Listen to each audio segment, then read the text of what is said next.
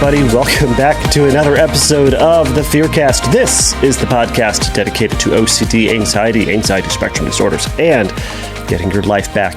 I'm your host. My name is Kevin. I am a licensed clinician specializing in OCD and anxiety spectrum disorders. Thank you all so much for joining me today. If you're new to the show, go over to fearcastpodcast.com. I have all the episodes there. I suppose you can also go to iTunes or Spotify or Stitcher or wherever else you get your podcasts and probably download them there.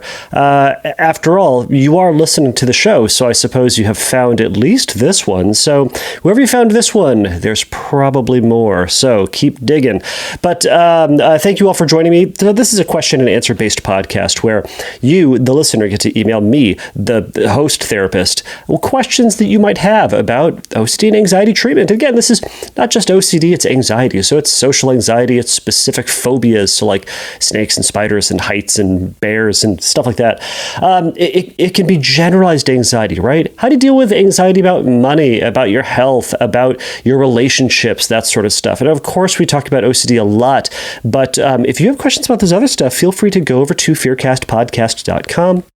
Go over to the submit a question link, and you can submit me a question, and I read all of them, and I will consider them and I will put them up, likely speaking, on a future episode where you can hear my answers to them. So thank you all for trusting me with your questions. By the way, I know that it takes a lot to email some random person on the internet these questions, but again, I do appreciate that you've entrusted me with this very vulnerable information, this vulnerable care. So I do appreciate that. So everybody, this episode is coming out a little late. I've gotten into a bad habit of this. I do apologize. Now my excuse for this one is because, well, the entire family got COVID. So we were spending the entire week at home. I could not get to my office, I did not go to my office to get my podcasting equipment because, well, there were people there. Now, I will say this. So my wife, my daughter, and my son, my son is 6 months, my daughter is 3 years, and my wife is more than that. But they all tested, well, I guess my son didn't, but my wife and daughter, they both tested positive for COVID. I did not. So we were all in the same house. I was not wearing a mask. The theory was, well, I've been with these weirdos for a week anyways. If they have it, I probably have it, so we all have it. I was feeling a little snorky anyways, which is my word of saying sinus congestion. It just sounds like snorky, doesn't it? Anyways, so I was feeling a little snorky. So I just assumed I got it, and it was a light case because, after all, I got vaccinated. And in case anyone's wondering, vaccinations work. Now, I know some of you out there might be saying, but Kevin, your wife got COVID. Yeah, she did. And she had a vaccine. And you know what? It was a very mild case. It was very mild. So it could have been so much worse had she not gotten that vaccination. So I will say, thank God, thank science for vaccinations. So if you are a doctor, if you are a nurse, if you are someone who is doing those or giving those to folks, thank you for your work. Go get yours. If you have not gotten one, go get it. This is a PSA that I'm all of a sudden throwing into this. This was not the plan. My entire plan of bringing this up was to apologize for having a late episode. It got off the rails. Anyways, so I could not record. I did not record. So here we are, a week late, so I do apologize, but I'm working on other episodes. And today, everybody's going to be one of those lovely question and answer based episodes. But you know what? This one's going to be a little bit different as per usual, because I like to mix things up. This episode is going to be focusing just on one person's questions. So Lynn has emailed me a question or two, and they also reached out to me via Instagram. And by the way, I'm over at the Instagrams. I am Fearcast Podcast over there. I post funny memes. Well, I think they're funny memes. I don't know if you people think they're funny, but I think they're funny. So you can check me out there. But some people will send me questions over there, and that is fine, provided I get some consent for posting them here. Obviously, for education purposes, I'm not this person's therapist. I'm not any of y'all's therapist. I'm just a therapist who is answering some questions. So these questions are coming from Lynn. She has indeed given me permission to answer these questions. So I'm going to go over several of her questions. And you know what? One of the reasons that I'm answering her questions above other ones that have sent me, because you know what she did? She sent me an audio. So if you guys want to cut the line and get to the top of the list, send me audio of your question. Send me your voice of your question. So you can record it. Obviously, you can record it via the Instagram app. You just send me a message and you press the little record button there, and it will send me a little message there. You can also record a message through things like Zoom or through Skype. If you just record that audio and email me that audio at you can send it to kevin@calocd.com.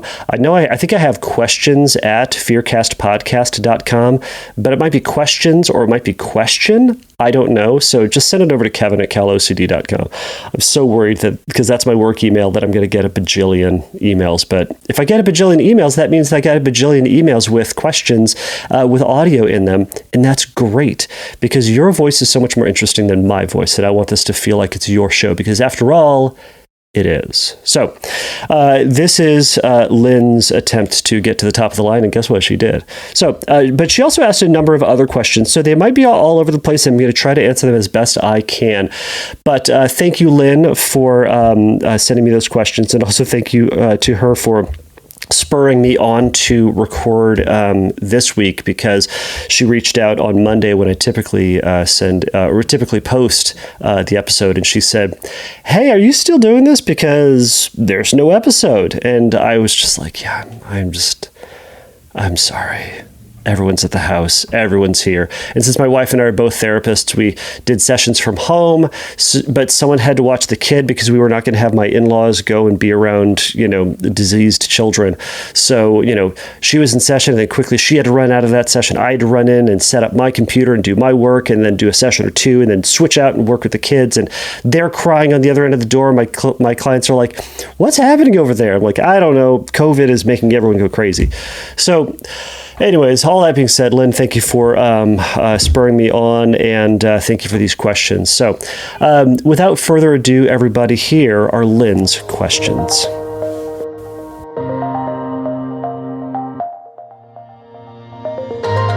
Hi, Kevin. My question is, if you have BDD with OCD, if you get plastic surgery or any type of surgery, will that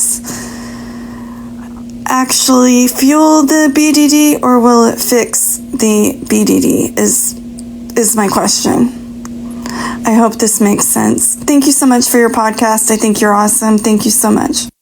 All right, so this is a really great question, especially as it pertains to BDD. So BDD, everybody, is body dysmorphic disorder.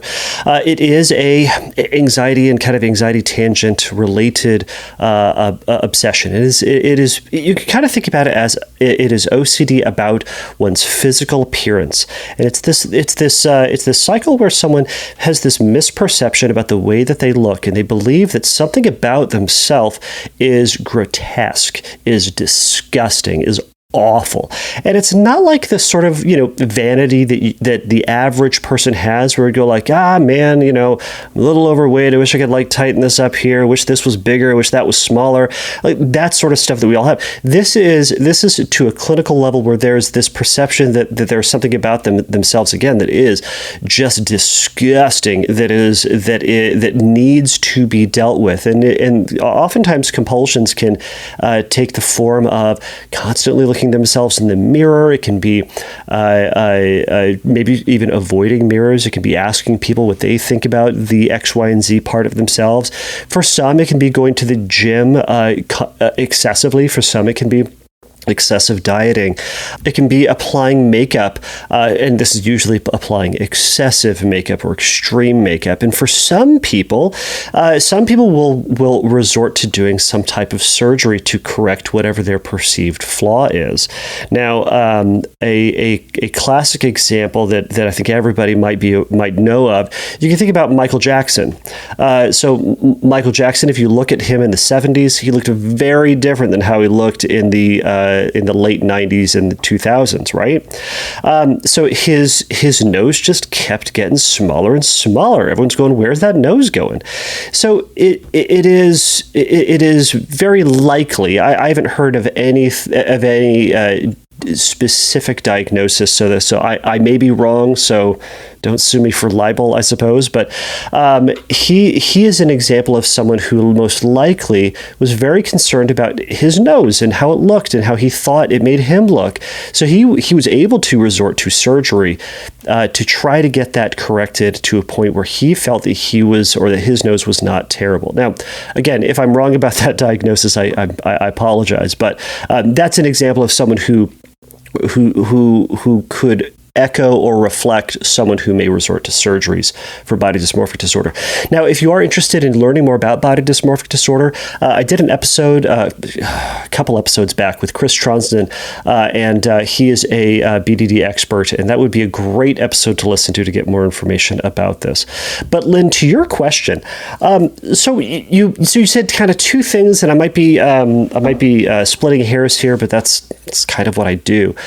So you said, will getting surgery fix the BDD? At the very core, it sounded like if you get surgery, will it fix the BDD? The short answer and the definitive answer, I will say, is no. If the surgery you are planning on doing or would like to do is explicitly to try to correct something that you have been diagnosed for BDD for it is something that you are obsessing about, something that you view as grotesque, that you are obsessing about, meaning compulsively ruminating and checking, it reflects kind of that OCD cycle.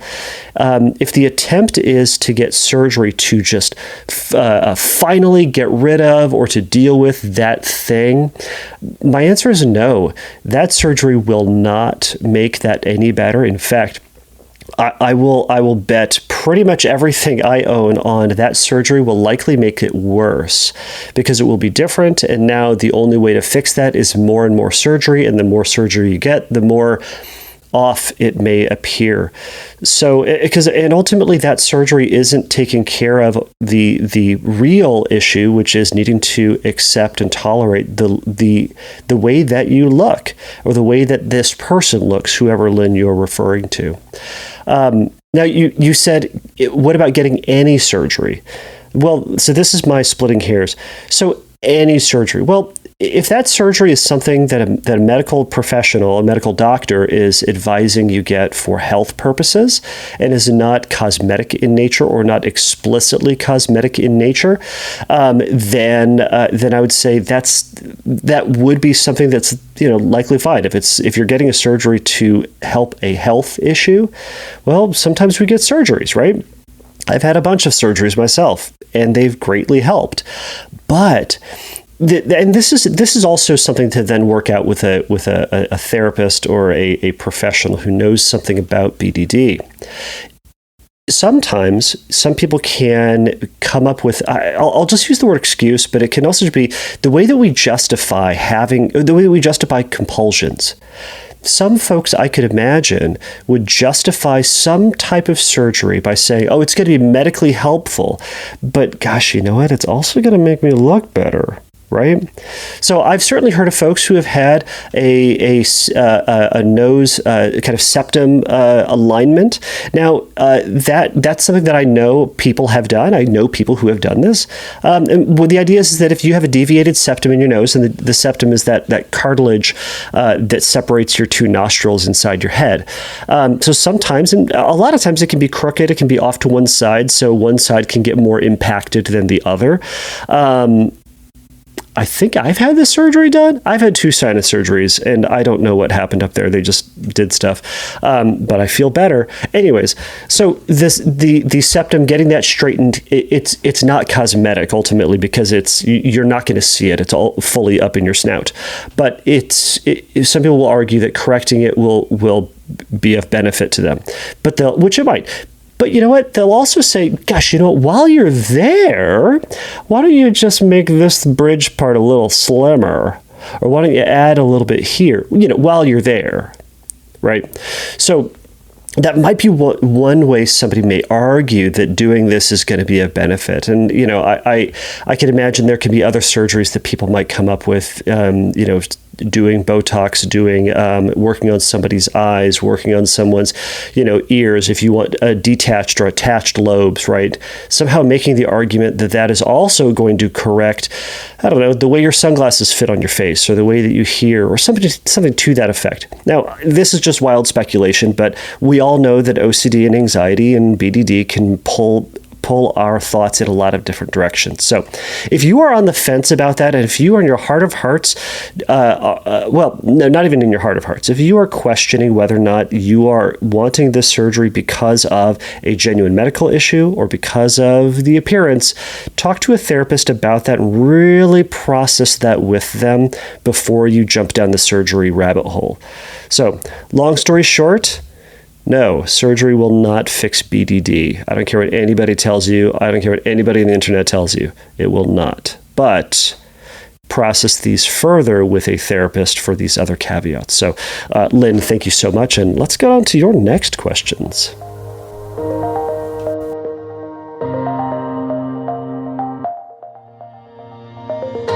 All right, so Lynn's next question is, from your experience, how do you deal with the discomfort OCD brings? I get that ache in the pit of my stomach, like a sinking feeling, and it causes a lot of emotions like grief, guilt, and shame, especially surrounding my main obsession related to real event. It seems like the feeling is constant and unrelenting. And I hear this from a lot of OCD sufferers. And non-OCD sufferers say, because you didn't let it go, and that's not helpful either. If I could have, I would have. OCD seems to ruin the good things in life. So, Lynn, you tapped on what is a giant pet peeve of mine, which is you just got to let it go. Just let it go. Right? You got all these, these issues from the past, and you've got you got these anxieties and these worries and these problems. Man, you just got to let them go. Right? So now here's the problem in the I don't know, probably two-sided nature of this job is that I'm complaining about it, and then I'm about to do something where I'm essentially going to describe letting it go. But that being said, here's the problem with when people say you just got to let it go. What does that mean? What is the mechanism of letting it go? What's the end goal of letting it go? When you let it go, what are you doing? Are you not doing something? Because it sounds like this mystical sort of thing where all of a sudden you just kind of close your eyes and you just drag the problem file into the trash folder and press clear file, and then that problem is gone. Or you take the problem and you go to the side of the road somewhere in the mountains, or maybe in a tundra somewhere, and you open the car door and you say, "Go on." And when it stays, you get out of the car and you yell, "Go on! Get out of here! You're not wanted here!" And then it just sadly slinks off into the night. Is that what it means to let it go? Because I don't know what the hell it means then. So anyways, that in my family is what we call white fanging somebody. And I think that's what everybody calls white fanging, because if you haven't seen the movie White Fang, I pretty much just ruined it for you. So that happens at the end. Anyways, if you want to know about how Old Yeller ends as well, which is I think a 100-year-old movie by now, I can tell you that, but it's also equally sad. So, all right, Lynn. Your main question is, how do you deal with the discomfort OCD brings? So this is a great question. So my main point is essentially going to be this. If you're doing something to try to control the feeling, to eliminate or get rid of or destroy or neutralize or ignore that feeling, you're going to feel it more. You're going to feel it more. Now, there are things that we can do that are going to help redirect our attention or to help us to ultimately get bored with and get engrossed in something else and turn our attention towards something else. But if you're trying to do something to get rid of that feeling and to not feel that pit in your stomach feeling or the sinking sensations or all of that of the anxiety or related to the anxiety, then you're likely doing compulsions. I'm going to say you are doing compulsions, and those things ultimately won't be helpful because when we try to suppress a feeling, we just feel it more, right? It's like, if you're firmly saying, I just don't want to be sad, and you do everything you can to not be sad, and you try to do happy things, and the whole purpose of doing happy things is so that you don't feel sad. It's that you get mad because now you're trying to do something happy, but you're still feeling sad, and now you're feeling frustrated that the thing that you're doing isn't helping, and now you're sad. It's just turned into mad and just turns into a big cycle. To that point, there's a great video on something called the struggle switch, and it's a concept from acceptance and commitment therapy. If you Google struggle switch act, I don't know, something like that. Probably Russ Harris. I think Russ Harris. Or Stephen Hayes. I don't know, either one of those. And then you go to YouTube. There's this little cartoon that has one of them, and it walks you through what the struggle switch is. But I essentially just described what the struggle switch was. All right, so back to your question. How do you deal with the discomfort OCD brings? First and foremost is you make space for it. You acknowledge that in that moment, your body and brain are coordinating and conspiring against you to give you a sensation. There's something that you experienced or thought that your brain all of a sudden was dangerous or scary. So it produced this fight or flight. Now, in this context, we might say it's a false fight or flight response, but it still produces the same emotional experience as fight or flight. So you felt that bad feeling. Now, when we get that bad feeling, that's okay.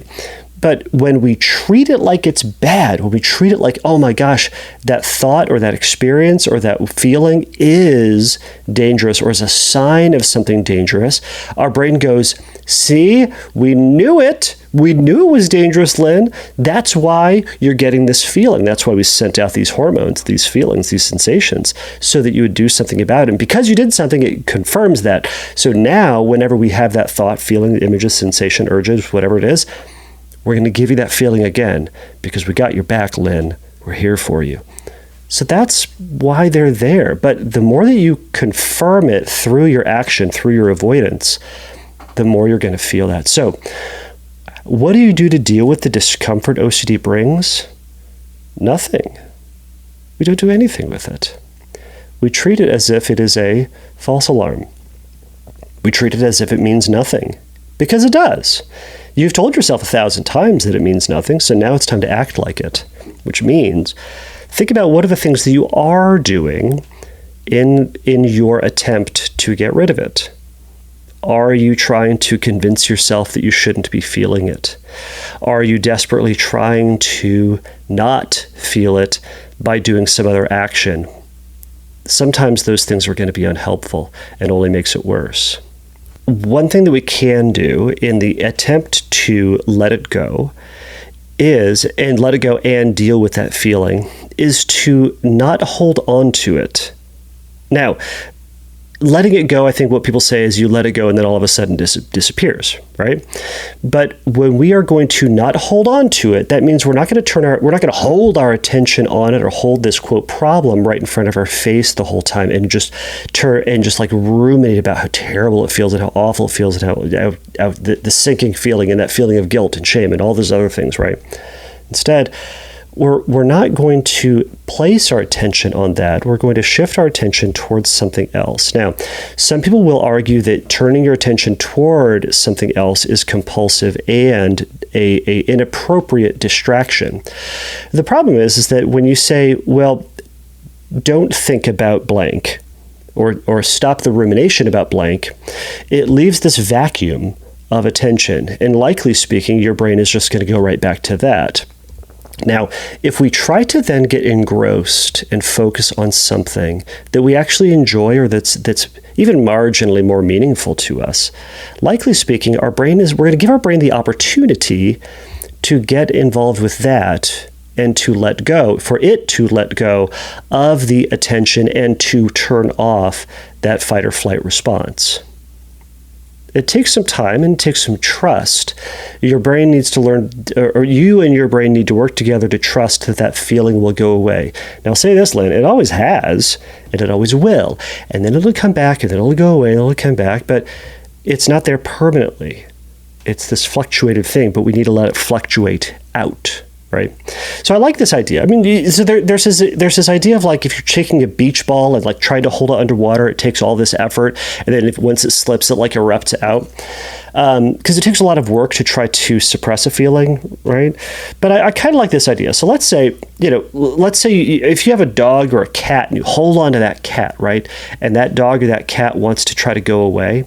Well, maybe this is a better example. You're holding this dog and you're holding on real tight. And you say, dog, go away. And you're going like, why isn't this dog going away? Well, Lynn, it's because you're holding on to that dog as tightly as you can. But you're saying, hey, dog, go away. And you hold on to it. Now, that dog is one, confused, and two, if you're holding on to that, meaning your attention and energy is on that dog, yeah, the dog's not going to go anywhere. And the dog's really moving around because the dog's trying to figure out why you won't let it go away, even though you're telling it to go away. That little dog's confused. Now, when we say let it go, if we remove our hands from that dog, now and then we say, dog, go, right? That's even a bad example. Let's say we just say nothing. We let go of the dog and the dog just sits next to us. Now, that dog may immediately run when we are no longer fighting with it to hold on to it. It may just run. The dog also may not. The dog also may just like hang out next to you for a little bit. But if you know anything about dogs, that dog's going to get bored with you and that dog's going to go away all on its own accord. And that's what we want to do with these thoughts. Instead of holding on to it, we want to release our grip on it. We want to release our attention grip on it. And we create space to allow that dog, allow that feeling to be there. And my advice to you is go do something, but let that feeling come with you. It's the ampersand, it's the and between these two things. It's not an either or. You're not saying, I'm either feeling this feeling of awfulness or I'm doing fun things and watching TV and hanging out with friends. Instead, your life is now going to be about and. I'm going to take that I'm going to go hang out with my friends and have that feeling. I'm going to go watch TV and feel that pit in my stomach. The pit in your stomach, the anxiety, that sense of guilt and shame, it will never, ever stop you from doing anything. It'll be an annoyance, I'll give you that. But when we say, it's going to come with me, it can be part of my experience. It sucks, but it's not a hindrance. It won't stop you. And when we allow ourselves to go feel something else, allow ourselves the opportunity to go get involved with something else, that we show our brain this feeling isn't going to get my full attention. In fact, in this case, it's not going to get any of my attention. It's just going to be there, and that's not going to be the one that really is going to get my focus. It's these other ones that I want to put my attention on because I like those. I wanted those. So I'm going to go get those. But if this one's going to come with me for a short period of time, that's the one that's going to come with me for a short period of time, and eventually I know my brain is going to get bored with it and it's going to go away.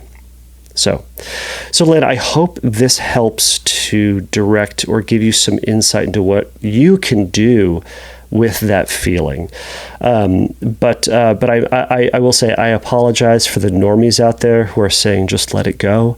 I apologize if I am one of those normies who has made it feel like you should just let it go. It's not fair. It's not fun.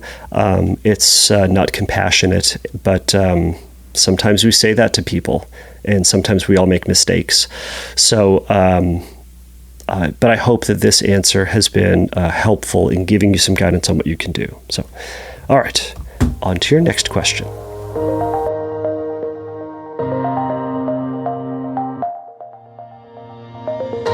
So this next question. So if individuals with OCD have a hard time handling discomfort and letting go seems impossible with an endless urgency to, quote, figure it out and need certainty and find answers, what is the actual cause? What causes individuals with OCD to stay stuck, whereas the average person can just simply move on? Is there an answer to this? Well, Lynn, ultimately, this is the magic question in OCD treatment, right? If we could figure out exactly this, we could, medically speaking, eliminate OCD. Now, they are working on this. They are trying to figure out what they can do, and I should have a researcher in on here to talk about that. I'm going to write a little note to myself to try to get that researcher exactly in to the podcast next. So, there are a couple of things working against those with OCD. Now, again, with OCD, there's going to be this, quote, nature and nurture side to it, right? There's a biological component to it, and there's going to be a behavioral component to it. So it's not just the brain structures you have. It's not like someone with OCD's brain is broken. It's just that there are some structures in it that aren't working as it, quote, ought to, or in the most effective and functional way. But there is also a behavioral component to it, where there is either a series of ways that one has responded to their fears or to the systems that they've got going on, or they've just experienced a significant amount of perhaps trauma or perhaps experiences in their life that have compounded some of the various issues that are leading towards a diagnosis of OCD. I hope that made any sense. But I know I've talked a lot about the behavioral components to this, but I'll talk a little bit about the brain structure components of this. And within the brain, so you said what causes this, right? The difference between essentially it's kind of that question of like, why is it that someone with OCD gets stuck and someone who doesn't have OCD can just kind of like move on, right? Well, there are three brain structures that are actually problems here that are all working together to make this even worse. So those are the orbital cortex, the cingulate gyrus, and the caudate nucleus. Now, just very briefly, and I'm not a neurologist, I'm not a brain scientist, so if I mess this up, I apologize. But you can think about this as that the orbital cortex is the part of your brain that notifies you when something has gone wrong. So it's kind of that initial alarm bell. Now, someone with OCD has an overactive orbital cortex. So that kind of system can be on even when there is nothing wrong. Now, they've done research on this to illustrate how this is happening. But think about for someone with OCD, that alarm may be on when there isn't anything wrong. So that the orbital cortex then works along with the cingulate gyrus. What this part of your brain does is it's where motivation and behavioral responses come from. So it's the part of you that makes you feel that discomfort and the anxiety until that mistake or that problem is fixed. So you can think about it, I suppose, as the orbital cortex is the alarm bell, and the cingulate gyrus is that part of you that feels that awful feeling, right? Now, both of those together are very inspirational, I suppose, if we want to use a positive term on it, but it gets you up and moving, right? It gets you to go and try to change the problem. So here's the downside, though. Yeah, you've got those feelings, and within the average person, they might feel that. It might be working fine. But the problem is, for someone with OCD, is that is there, and their rational brain says there's nothing wrong. And you've told yourself this a bajillion times. And you've looked around and talked to your friends and tried to get certainty and reassurance that nothing's wrong. And yet you can't turn that part off. So the other part of the brain that is also conspiring against you is something called the caudate nucleus. The caudate nucleus. What this is doing is that this is the part of the brain that would allow somebody to shift gears when they recognize that there's nothing wrong. So I like this example from a website I was looking at that was talking about the caudate nucleus, and it kind of described it as like, let's say somebody gets in their car and leaves for work and realizes they left something at home for work that they really needed. Now, they might be halfway on their drive, or maybe even all the way at work. Now, they realize that they need this thing, and it's going to be a problem. So perhaps their orbital cortex and cingulate gyrus are going off and saying, you messed up, something's wrong, this is not going to go well. So they might feel that anxiety and they had that notification in their mind, but perhaps this person doesn't have OCD. Now, they might sit there and use their rational brain and say, well, like, all right, I need that, but it's not going to be the end of the world. So I don't really need to worry about this. So they are able to shift their brain and move their attention over to something else. That's the caudate nucleus, right? And again, this is the part of the brain that allows you to switch gears and to override that kind of wrong and worry process, right? The something's wrong and worry process. Now, that aspect of someone's brain with OCD isn't as functional or isn't as effective as someone who does not have OCD. So you can see how these three systems are working together against you. Now, that being said, I will say it's not the end of the world, because the one thing that you can do is you can always control what your responses are. Now, the caudate nucleus for someone is going to be able to easier shift your attention and kind of unstuck. I know you hear people talk about obsessions being sticky, or one thought being more sticky than the other. The book Brain Lock, the classic OCD book Brain Lock, I think ultimately describes this. It has an illustration of the book. It's kind of like it's a record groove. This shows you the age of the book, or the author, or myself, where it has a record groove where there's this needle going on it, but it kind of gets stuck in the one groove and can't really get out. Now, if you know anything about needles, or anything about the record needles, is that it needs this smooth groove to keep itself playing. And if there's an error in it, it will just go over that same loop over and over and over again. And that's kind of what's happening when a thought gets stuck or sticky. So that would be one of the biological parts of this. Now, as I've mentioned in some of my previous answers even today, is that one of the behavioral things is that where you are placing your attention on, or where you're placing your attention and what you're placing your attention on is going to influence what your brain also thinks is dangerous. So it's probably going to be influencing it's going to be legitimizing the orbital cortex and the cingulate gyrus part of your brain. So when we progressively start to treat those alarms as if they are not problems, we do slowly start to show our brain that those alarm systems aren't working. So we are actively doing what the caudate nucleus ought to be doing. So that would be some of the reasons why, or some of the reasons that would be different between someone with OCD and someone who does not, and why someone with OCD then gets stuck more than the average person. So hope that answers your question.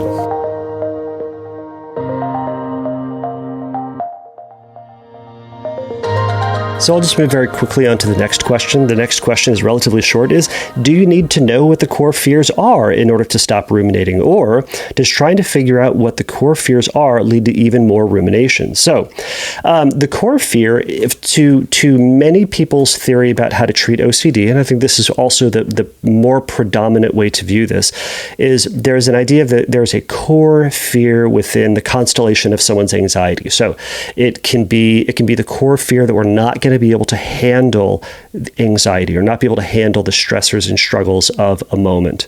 For some, it might be the idea that they're going to be feeling awful forever. It might be the idea that maybe at the core fears that they are just a dangerous or a bad person. Now, compulsions are then going to be done in the service of that. They're going to be done in response to it. All compulsions then are done to try to make sure that bad thing or that core fear is not going to happen.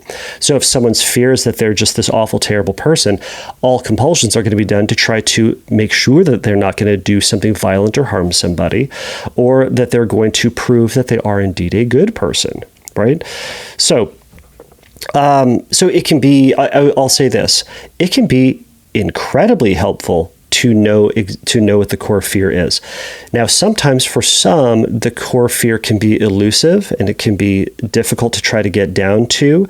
And for some people, that can lead to just more and more rumination to try to get this epiphany, or this like aha moment where all of a sudden now we know exactly what it is. So therefore we know exactly what to do to, quote, fix the problem.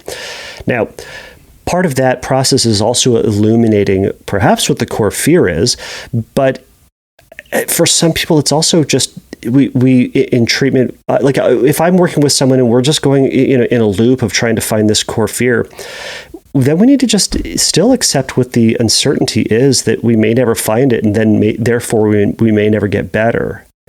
And we have to sit with that fear. And that's a scary, uncomfortable place to be, especially for someone who's coming and paying for therapy, right? But going over and over and just ruminating about this is part of the problem. So do you need to know what the core fear is in order to stop ruminating? I'll say no. At the end of the day, no, you don't. What you do need to do is be aware of what compulsions you're doing, meaning what behaviors you're doing to try to eliminate anxiety.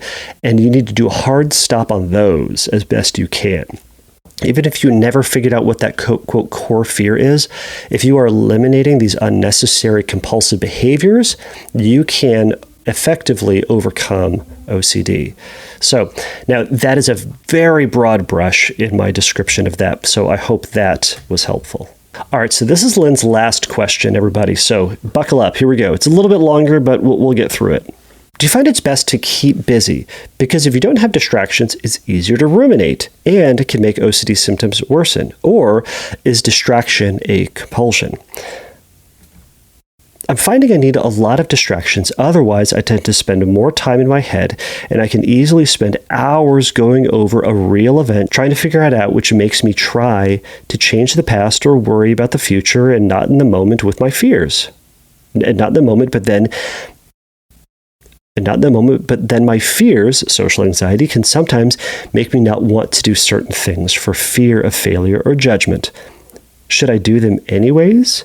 I know OCD and anxiety wants to keep us stuck in this loop, and then also depression can set in. It's a vicious cycle. All right, so Lynn, I know this question kind of meanders a little bit, but the first point about distractions and keeping busy. So for yes and no. So keeping busy for some people is going to be an incredibly helpful tool for them to prevent them from ruminating. When I often work with teachers or people who have the summers off, gosh, they hate the summer breaks. They hate winter breaks because they're not working. So therefore, it's all this time just to ruminate. So they end up just hating that time. But that being said, some people on the opposite end of the spectrum say they constantly need to be busy and they can't allow themselves to have any downtime whatsoever because, as you pointed out, you'll get stuck in these ruminative cycles. So the answer is not always be busy, but the answer is not also avoid being busy. Right? So distractions are a helpful tool. Now, they can go in the compulsive route if you're not careful with them. But being busy can be very beneficial in terms of you getting your brain and your energies involved with things that you actually care about and want to do, like hobbies or your job or your relationships, things like that, in a more positive and kind of life-giving kind of way. If you're getting involved with those so that you don't have obsessions, that'd be distraction in an inappropriate way. But if you say, gosh, you know what, I could sit here and organize or clean or research serial killers again, or I could go out and do some yard work, or I can go call up a friend. But here's the thing. I'm going to go hang out with my friend, or I'm going to go do that yard work and maybe feel that feeling of urgency to go fix it. Or I'm going to go hang out with my friend and still worry about whether or not I'm going to eat their face, and not in that makeout kind of way, but like legitimately Hannibal Lecter style eating their face. And I want to go online and just to make sure that I'm not that, but I don't know. But being friends with this person and hanging out with them is more important to me than sitting in my room and researching the same thing for the 7 millionth time. So, a weird example, I know, but it's to say you can go do other things to let your brain get involved with that, but we're going to bring on the anxiety and let that thought hang out and kind of dwell and kind of shift in and shift out for the time that you're going and doing that meaningful thing. And eventually that thought is going to pass. But again, provided we allow that thing to pass. For shoving it out of our head, it's ultimately unhelpful, and that's an inappropriate distraction. So to the point about you saying that you kind of get up in your head regarding social anxiety and start thinking about the past and the future and what you did or what you may have done, and that prevents you from going and doing social things, well, go do social things. Make that an exposure. Actively go seek out that fear, right? Go be social and maybe get caught. Let yourself maybe potentially be at the risk of getting caught for all those terrible things that you may or may not have ever done, right? So is it a distraction? Yes. To go hang out with your friends is a distraction. Is it exposure? Yes. Is it helping distract you and get your mind off of that rumination? Hopefully, yes. Hopefully you are not then just spending time with friends and using that as this constant reassurance time so that, you're evaluating like, okay, that person smiled at me, so they're probably not mad at me for that thing I did 3 years ago. Okay. Whew, good. So notice there that you're bringing compulsions into this relationship. So you're bringing in the thing that you ought not to be doing and the thing that's ultimately unhelpful into this relationship, because then you're not in the moment. You're comparing to 4 years ago in this fictitious moment, obviously. But it's that if that thought is there, that's fine. You're going to have all sorts of thoughts where you're hanging out with your friends. But go hang out with your friends in that moment if that's something that feels more enjoyable to you than thinking about the past for the 1,000th time. It can be difficult to give yourself that motivation to go do that hard thing, but it gets easier when you push yourself and do it over and over and over again, provided you are also then leaving the active participation with that thought to the side and saying, all right, if that thought is there, that's fine, but I'm going to go hang out with my friends. That's where I'm placing my active energy. But I'm not going to get sidetracked by this other thought, even though, gosh, it is distracting. I'm going to just notice that it's there, and then casually redirect my attention towards my friends, right? You can use those moments as exposures too, right? If that worry is that they're going to catch me for that thing that I did, go, yeah, man, they totally are. And they're going to defriend me right now. They're all going to get together and they're just going to get on their phones and remove me from all the social media. And they're just going to look at me square in the eyes and say, we know what you did. And that's awful. You're awful. And we don't want to be around you anymore, Lynn, ever. And you know what? No one should ever want to be around you. We hope that because of that thing that you did, you never have any friends, social interaction, success, and we hope that you die alone, sad and guilty for the things that you did. And then go hang out with your friends, right? And we'll see what happens. And you can tag that with, well, probably, right? And then go hang out with them and see if it happens. And when nothing happens, go, you know that thing? Nothing happened. Well, maybe next time. That's fine. But I'm going to go hang out with them, and I'm going to schedule to go hang out with them again. And I'm going to go do it because I'm not going to let that fear of that potential tell me what I can and can't do. So, Lynn, these are just potential examples of things that you can do. I hope this has been beneficial. Thus far, I'm looking, and that seems to be all of your questions at this moment. So hopefully these were helpful for you. Hopefully these answers, everybody, were helpful for you, even if you are not Lynn. So thank you again for the questions. All right, everybody, thank you for making it through this episode of Lynn's Questions. Lynn, thank you so much again for your vulnerability to message those questions to me, and I hope I treated them well. I hope that those answers were informative and helpful in pointing you in the right direction of some things that you could do. Lynn, what I'll also obviously say is that if you have further questions about this, you should go meet with a therapist if you're not already meeting with one. If you are meeting with a therapist, take all of this that I have mentioned, and I want you to then go and take these. If it butts up against what they're doing, even if it's not, chat with them about the responses and to see if it jives with what their approach is. And I'll say this to anybody else out there. If you hear something that I say on this podcast and go, gosh, my therapist, my OCD specialist has said something different, go take this information in there to them and say, hey, this ridiculous therapist on the podcast said said this. What do you think about this? And they're either going to say, that's a really good idea, or they're going to say, that doesn't jive well with the approach and the direction that we're going in for this specific reason. So don't just jump on what I say as if I'm your therapist, because I'll reiterate this, everybody. I am not your therapist. I am a therapist who's just trying to give informative examples and some potential ideas for what might be beneficial for you in therapy. But if you have questions about it, go visit a therapist and start working with them. And to that point, everybody, if you have questions about recovery, you can go over to fearcastpodcast.com and go over to the Find Help link, and there's going to be some stuff up there that might be able to help point you in the right direction for finding a therapist. But I guess I'll tag it here with, please remember, everybody, that the Fearcast is not a substitute for psychotherapy. But again, everybody, if you have questions that you would like me to discuss on a future episode, you can go to fearcastpodcast.com and send a message to me over there. Or again, message it to me over at Instagram, and I'll message you back and ask ask for permission to post it as well. And I'd be more than happy to put that up in the future. So thank you, everybody. I hope everybody is doing well. Hope everybody continues to be healthy. And remember, until next time, take a risk, challenge yourself, and don't take your brain too seriously. Bye.